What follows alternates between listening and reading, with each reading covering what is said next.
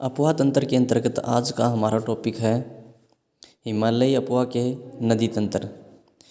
हिमालयी अपवाह के नदी तंत्र को 3 भागों में विभाजित किया जाता है। सबसे पहले नंबर पे सिंधु नदी तंत्र, फिर है गंगा नदी तंत्र, फिर है ब्रह्मपुत्र नदी तंत्र। इस प्रकार इसको 3 भागों में बांटते हैं। सबसे पहले नंबर पे हम बात करेंगे सिंधु नदी तंत्र के बारे में। सिंधु नदी तंत्र के अंतर्गत जो है सिंधु नदी और उसकी जो सहायक नदियां हैं उसको शामिल करते हैं। सबसे पहले नंबर पे हम बात करते हैं सिंधु नदी के बारे में।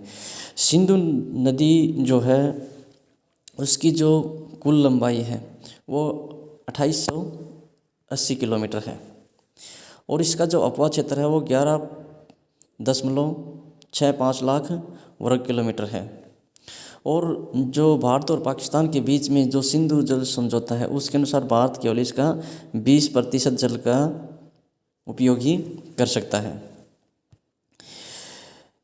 इस प्रकार यदि इसके क्षेत्र की दृष्टि से देखें तो जो सिंधु नदी है उसका जो उद्गम है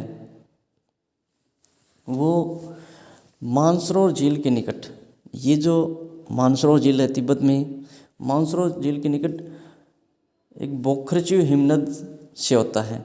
यहाँ पर एक हिमनद है, बोखरचू हिमनद से होता है और यहाँ पे तिब्बत में इसको सिंगी खबन के नाम से जाना जाता है। सिंगी खबन।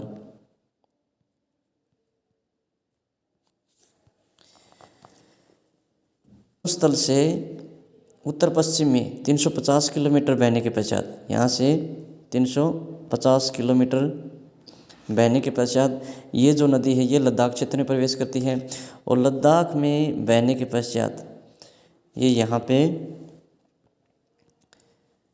जो है जास्कर नदी आकर इसमें इसकी जो सहायक नदी है वो आकर मिल जाती है और जो गिलगित नदी है वो आकर इसमें मिल जाती है। इसके अतिरिक्त ये जो नदी है ये लद्दाख के पश्चात बाल्टिस्तान और गिलगित क्षेत्र में बहती है और इसके पश्चात ये जो नदी है ये पाकिस्तान में चिल्लड़ के निकट दर्दिस्तान में, यहाँ पे चिल्लड़ के निकट दर्दिस्तान में ये जो नदी है प्रवेश करती है और अंत में ये जो नदी है ये अटक के निकट पहाड़ों में मैदानी भाग में प्रवेश करती है। यहाँ पर भी इसकी कुछ सहायक नदी हैं जैसे काबुल, खुर्रम, गोमल, बिफाव, संगर जैसी इसकी सहायक नदियाँ हैं। जो सिंधु नदी है इसकी जो प्रमुख सहायक नदियाँ हैं वो हैं झेलम, चिनाब, रावी और जो सतलुज की सहायक नदी है व्यास और ये सतलुज, ये सिंधु नदी की प्रमुख सहायक नदियां हैं। झेलम नदी भी जो है सिंधु नदी की एक महत्वपूर्ण सहायक नदी है। ये जो नदी है ये कश्मीर घाटी के दक्षिण पूर्व में जो पीर पंजाल पर्वत श्रेणी है उसके गिरिपद में वेरीनाग झरने से निकलती है। ये झेलम नदी है इस प्रकार से और कश्मीर में वेरीनाग झरने से निकलती है। यहाँ से निकलने के पश्चात ये जो नदी है ये अपने उत्तर पश्चिम दिशा में लगभग 115 किलोमीटर बहती है। 115 किलोमीटर बहने के पश्चात ये बुलर झील में प्रवेश करती है। बुलर झील जैसे कि ये यहाँ पे नाम भी लिखा हुआ है, ये क्या है, बुलर झील। बुलर झील में प्रवेश करती है। बुलर झील के पश्चात ये जो नदी है ये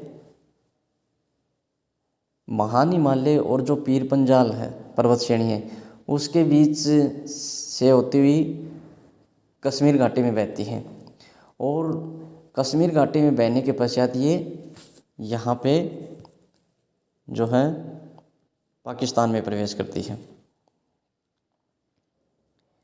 और ये आगे चलकर त्रिम्बू के निकट यहाँ पे चिनाब नदी में मिल जाती है। इस प्रकार इस नदी की जो कुल लंबाई है वह 725 किलोमीटर है और इसमें से लगभग 400 किलोमीटर यह नदी भारत में बहती है।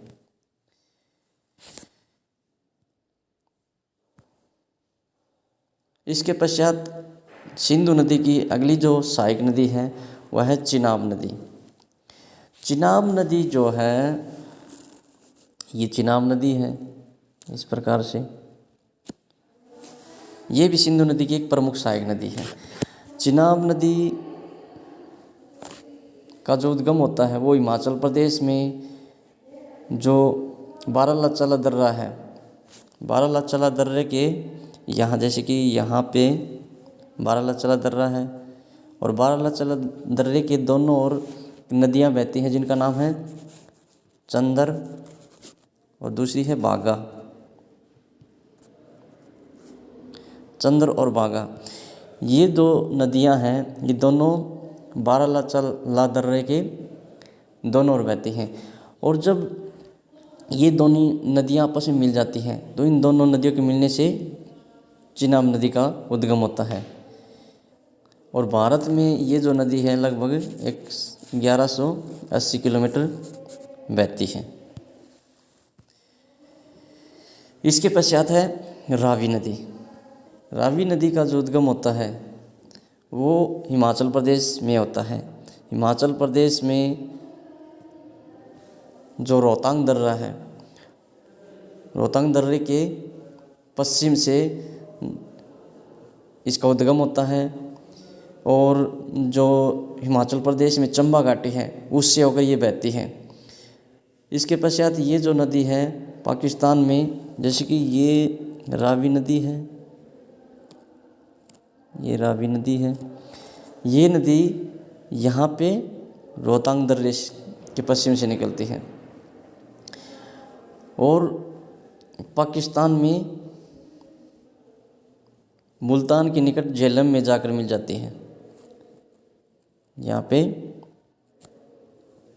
झेलम नदी में जाके मिल जाती है। इसके पश्चात है व्यास नदी। जो व्यास नदी है जो हिमाचल प्रदेश है उसमें कुल्लू की घाटी में जो रोहतांग दर्रा है उसके दक्षिण में स्थित व्यास कुंड से निकलती है और यह हिमाचल प्रदेश के कुल्लू, मंडी और कांगड़ा ज़िले में बहती है। और पंजाब में एक जो कपूरथला है उसके निकट हरिकेन नामक जो स्थान है उसमें जो है सतलुज नदी में मिल जाती है और इसकी जो कुल लंबाई है वो 615 किलोमीटर है। जैसे ये व्यास नदी है,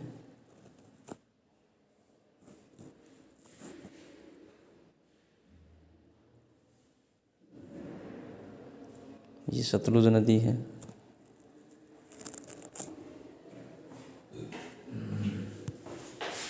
इसके पश्चात है सतलुज नदी।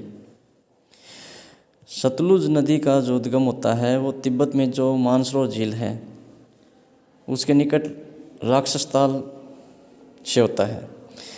तिब्बत में इसको जो है लांगचिन खंबाब के नाम से जाना जाता है। तिब्बत में बहने के पश्चात ये जो नदी है वो सिपकिला दर्रा के दक्षिण से मुड़कर एक गहरी संकरी घाटी का निर्माण करती है और रोपड़ के निकट एक मैदान में प्रवेश करती है। और भारत में बहने से प्रवेश करने से पहले ये नदी लगभग 400 किलोमीटर बहती है सिंधु नदी के समांतर। प्रसिद्ध जो भाखड़ा बांध है वो इसी नदी पर बना हुआ है जो कि पंजाब में है। और ये जो नदी है ये लगभग अपने मार्ग में 1440 किलोमीटर बहने के पश्चात ये सिंधु नदी में जाकर मिल जाती है। जैसे ये सतलुज नदी है,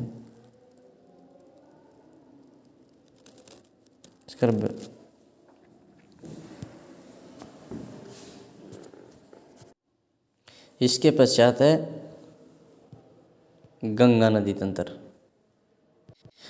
गंगा नदी तंत्र का जो निर्माण होता है वो हिमालय से निकलने वाली नदियाँ और जो प्रायद्वीप पठार से निकलने वाली जो नदियाँ हैं उन दोनों के मिलने से गंगा नदी तंत्र का निर्माण होता है। जैसे हिमालय से निकलने वाली जो नदियाँ हैं गंगा, यमुना, घाघरा, गंडक, कोसी, तथा जो प्रायद्वीपीय पठार से निकलने वाली जो नदियाँ हैं जैसे कि चंबल, बेतवा, टोंस, केन, सोन, ये गंगा नदी तंत्र का निर्माण करती हैं। इनमें सबसे पहले नंबर पे है गंगा नदी जो मुख्य नदी है। गंगा नदी का जो उद्गम होता है वो हिमाचल प्रदेश में गौमुख के निकट गंगोत्री हिमनद से होता है।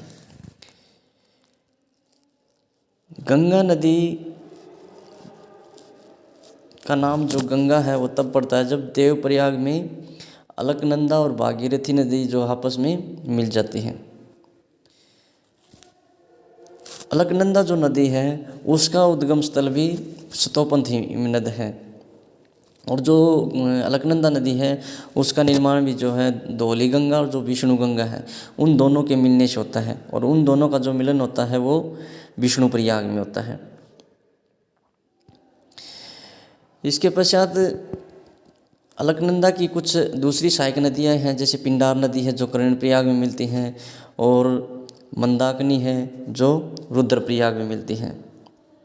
और जो गंगा नदी है वो हरिद्वार के निकट मैदान में प्रवेश करती है और यमुना जो नदी है इसमें इलाहाबाद में आकर इसमें मिलती हैं। इसके अतिरिक्त इसकी जो सहायक नदियाँ हैं रामगंगा, घाघरा, कोसी, महानंदा इसकी सहायक नदियाँ हैं। और आगे फरक्का के निकट पश्चिम बंगाल और बिहार की सीमा के निकट फरक्का नामक जो स्थान है वहाँ पर जो बांध बना हुआ है उससे आगे गंगा पूर्व और दक्षिण पूर्व दिशा में बहती हुई बांग्लादेश में प्रवेश करती है और बांग्लादेश में इसको पद्मा के नाम से जाना जाता है।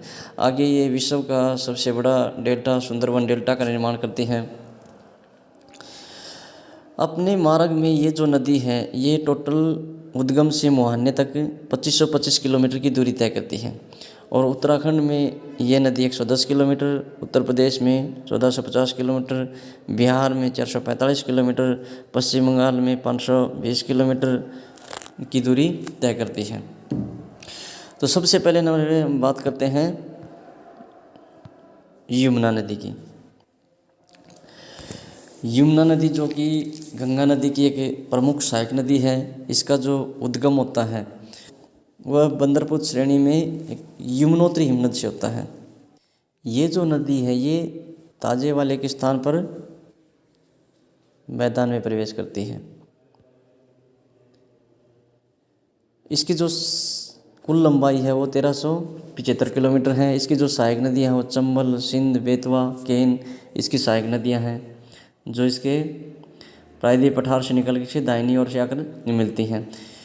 इसके अतिरिक्त इसका जल का जो प्रयोग अधिकतर सिंचाई के उद्देश्य के लिए किया जाता है। जो यमुना नदी है उसका उद्गम यमुनोत्री हिमनद से होता है और ये यहाँ से उत्तर प्रदेश और हरियाणा की सीमा के साथ दक्षिण की तरफ बहती है और इस चंबल, सिंध, बेतवा, केन ये इसकी सहायक नदी है और अंत में ये इलाहाबाद के निकट गंगा नदी में मिल जाती है। यहाँ पे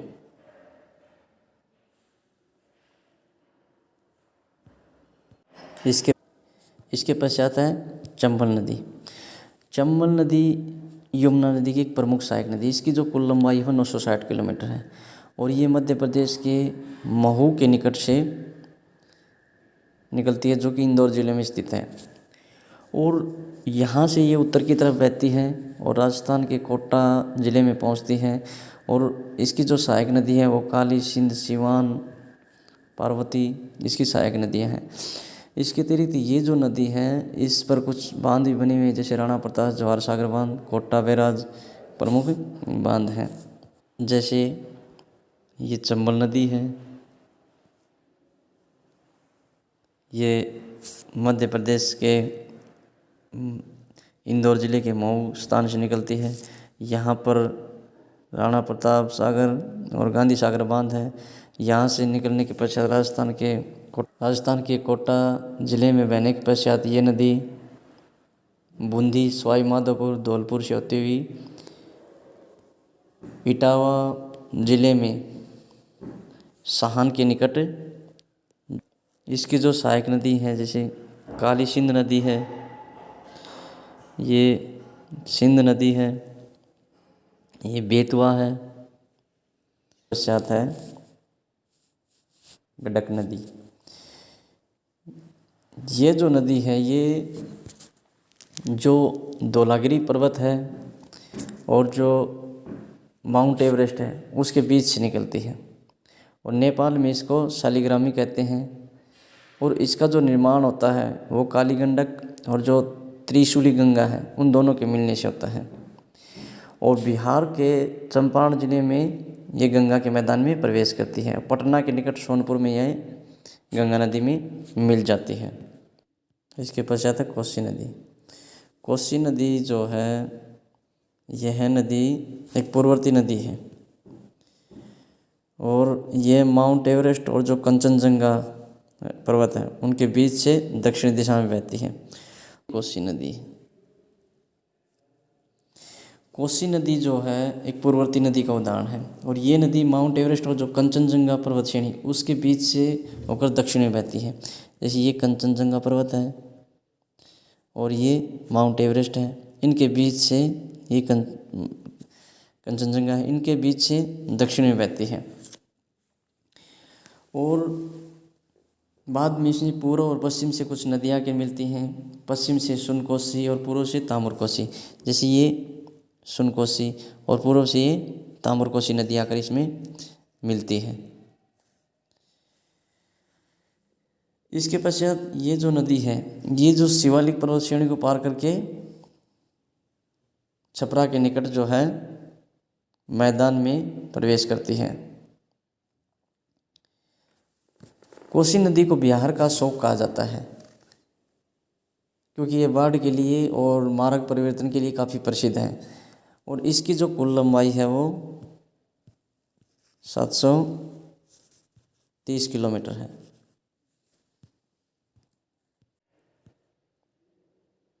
रामगंगा नदी, रामगंगा जो नदी है वो इस प्रकार से यहाँ पे गढ़वाल की पहाड़ियों से निकलती है। इसकी जो कुल लंबाई है वो 596 किलोमीटर है और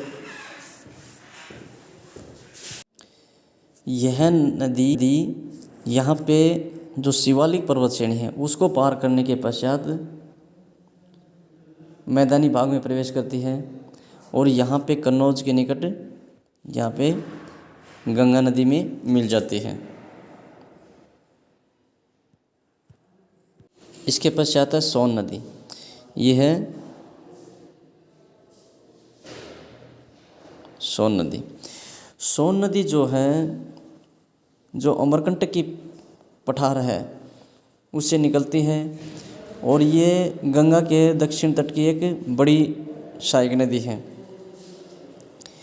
यह नदी जब उत्तर की तरफ बहती है तो उत्तर की तरफ बहती हुई जलप्रपात का निर्माण करती है और ये नदी पटना के निकट जाके गंगा नदी में मिल जाती है। इसके पश्चात है ब्रह्मपुत्र नदी तंत्र। ब्रह्मपुत्र नदी तंत्र के अंतर्गत ब्रह्मपुत्र नदी और उसकी सहायक नदियों को शामिल किया जाता है। इनमें प्रमुख नदी है ब्रह्मपुत्र नदी। ब्रह्मपुत्र जो नदी है उसका जो उद्गम होता है वह तिब्बत में जो मानसरोवर झील है, मानसरोवर झील के दक्षिण पूर्व में चेमयुंगडुंग हिमनद से होता है। युंगडुंग हिमनद से होता है। ये जो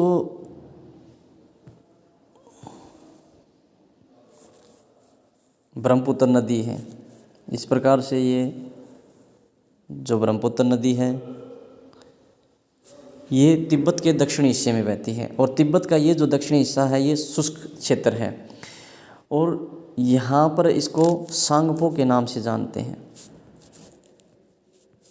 सांगपो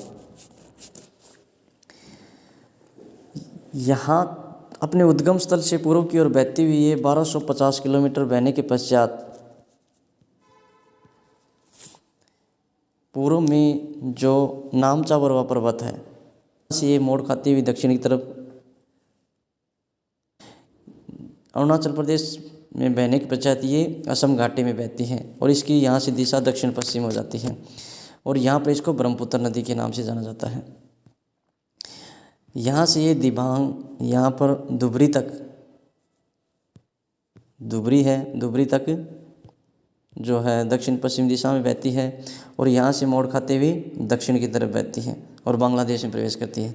बांग्लादेश में इसको जमुना के नाम से जाना जाता है। यहाँ पर गंगा नदी इसमें आकर मिल जाती है। इसके अतिरिक्त यहाँ पे कामेंग नदी आके मिल जाती है और मेघना के रूप से इनकी संयुक्त जल बंगाल की खाड़ी में गिरता है और यहाँ पर ये एक विश्व का सबसे बड़ा डेल्टा सुंदरबन डेल्टा का निर्माण करती है। ब्रह्मपुत्र जो नदी है वो असम घाटी में लगभग 750 किलोमीटर बहती है और इसकी जो कुल लंबाई है वो 200 किलोमीटर है और ब्रह्मपुत्र जो नदी है वो अकेले भारत में 916 किलोमीटर बहती है।